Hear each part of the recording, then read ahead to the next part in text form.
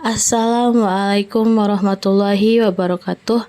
Halo semuanya, selamat datang di podcast Sosiologi Hukum bersama saya Karina Amelia Woroginting dengan NIM 0604242023. Kali ini kita akan membahas dua lembaga penting dalam sistem hukum Indonesia, yaitu Mahkamah Agung dan Mahkamah Konstitusi. Dua lembaga ini sama-sama menjalankan kekuasaan kehakiman namun memiliki peran dan kewenangan berbeda. Yuk kita bahas satu persatu. Pertama, Mahkamah Agung. Mahkamah Agung merupakan lembaga negara yang menjadi puncak kekuasaan kehakiman di Indonesia.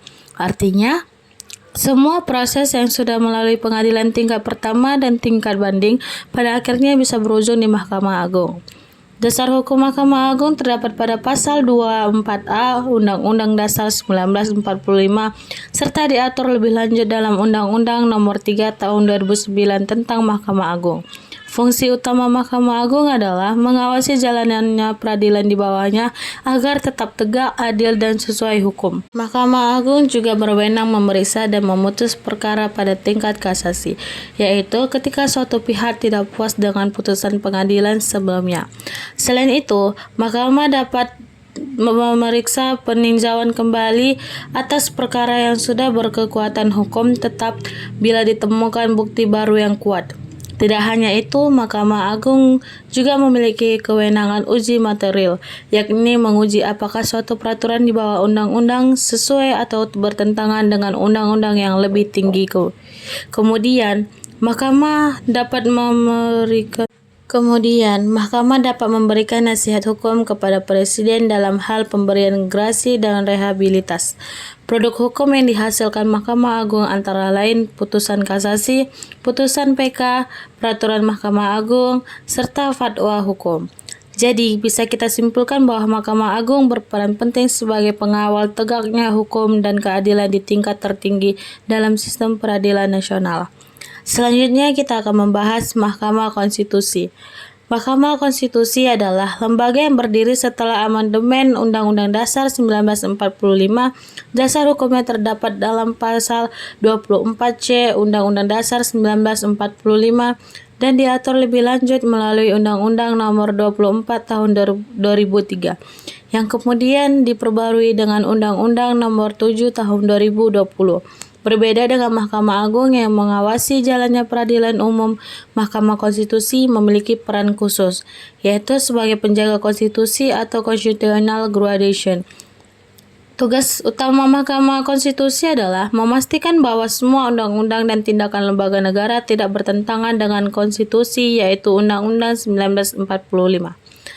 Kewenangan Mahkamah Konstitusi meliputi 5 hal penting. Yang pertama, mengadili uji material undang-undang terhadap UUD 1945.